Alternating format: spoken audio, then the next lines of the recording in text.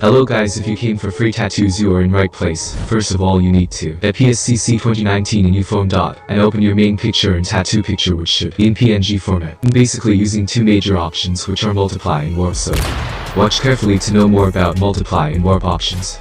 Also I did use opacity options for blending the tattoo PNG picture, which helps to look naturally.